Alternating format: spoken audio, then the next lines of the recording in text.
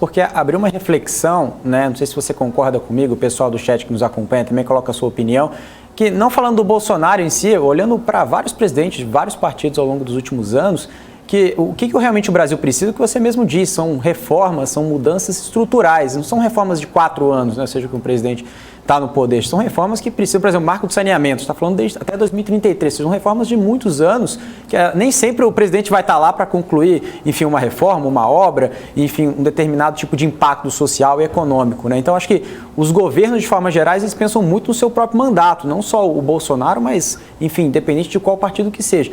Queria que você tecesse um comentário sobre isso. E um outro ponto interessante, você também, né, trouxe críticas em relação ao atual do governo, Eduardo. Você disse em relação, né, essas críticas em relação até à própria Constituição. Você acredita, na sua opinião, né, que você descartou, né, ou seja, a possibilidade de um próximo governo fazer um trabalho, né, enfim, corrija se eu estiver errado, um trabalho eficiente em relação a isso. Então, a gente está num cenário que poderia ser Lula ou Bolsonaro. Se a gente está descartando o Bolsonaro, seria o presidente Lula, enfim, colocando aqui um fogo aqui no parquinho, ou você acredita que não seria nenhum dos dois? Falando da sua opinião em si, Eduardo, não sei se você também pode responder em relação a isso. Não, claro, começando pela primeira questão, o que eu comentava mesmo que nós sempre tenhamos que assumir que todo incumbente, todo presidente, todo líder político que está na frente do Poder Executivo, ele tem uma agenda própria, ele tem um programa de governo que, afinal de contas, foi aprovado pela sociedade. Mas, ainda assim, todo governante, ou pelo menos foi assim até 2018, ele governava tendo em vista certos parâmetros mínimos de civilidade, de moralidade, de respeito às regras do jogo. Quando o atual governo, particularmente nominado presidente Bolsonaro, assume, nós passamos a ter claramente não só um candidato, mas um presidente antissistema. O que eu quero dizer com presidente antissistema?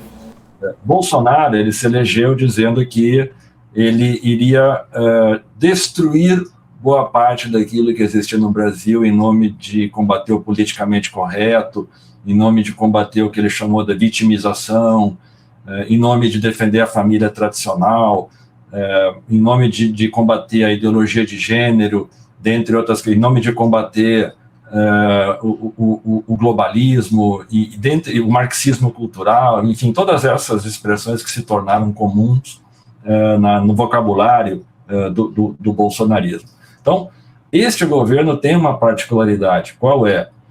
Na medida em que ele se apresenta como um governo antissistema, ele, por definição, não pode implementar a política pública. Porque se ele implementar a política pública, ele vai estar assumindo que ele quer melhorar a saúde, mas ele não quer melhorar a saúde, porque ele diz que ele é contra esse modelo.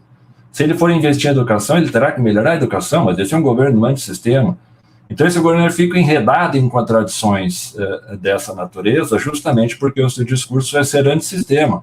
E o ser antissistema, por exemplo, entende que é muito mais importante do que discutir uma política de educação, colocar como prioridade discutir a chamada ideologia de gênero.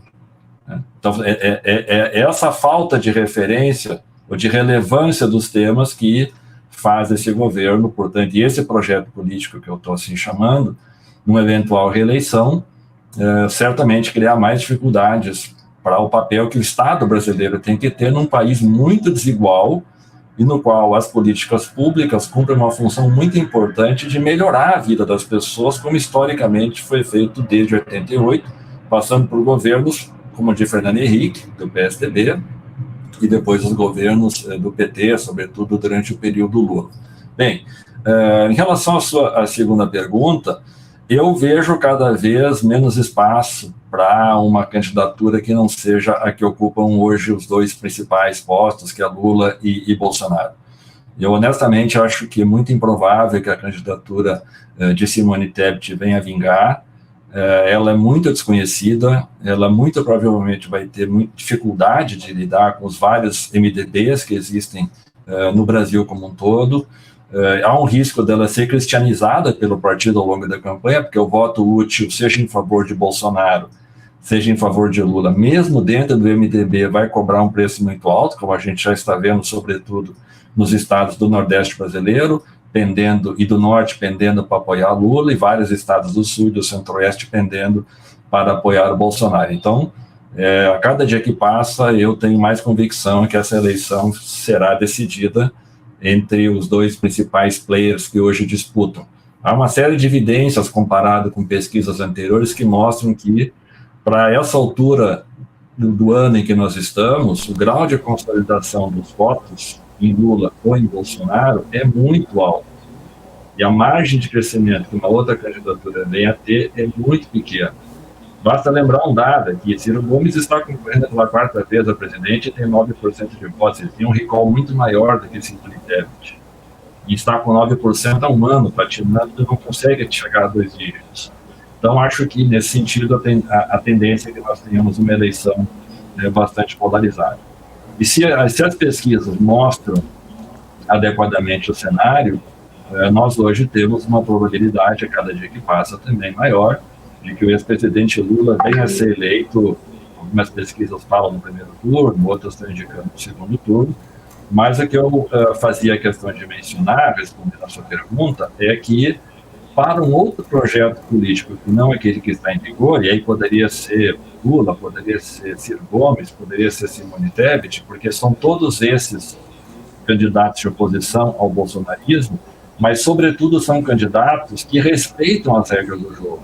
São candidaturas que respeitam a moralidade do exercício do cargo. São candidaturas que têm a noção do que é um estadista que convive com o poder legislativo sem ser subserviente às emendas secretas do Centrão, e respeita as decisões do STF, porque é assim que a Constituição das democracias funciona. Então, seja qual for o presidente que vier a ser eleito, hoje nós temos uma eleição muito diferente daquela que até poucos anos atrás no Brasil existiam, porque nós temos 3 candidaturas fortes no campo que a gente chamaria dos democratas, que respeitam as regras do jogo, contra um candidato antissistema. Então, a minha referência mais importante aqui nós temos que resgatar no Brasil a lógica de que a democracia ela tem pesos e contrapesos, que um presidente não pode fazer qualquer estripulia constitucional ou institucional simplesmente porque ele julgue que está no seu direito a fazer o que lhe convier para ser eleito, né? Porque há um país a governar. Então, este é um governo contra o Estado brasileiro. Este é um governo contra o federalismo no Brasil. Este é um governo contra as políticas públicas. Então, resgatar essas questões era a minha referência anterior, e isso vai cobrar um preço alto, porque a destruição feita no Brasil nos últimos anos, nos últimos 4 anos, ela não foi pequena.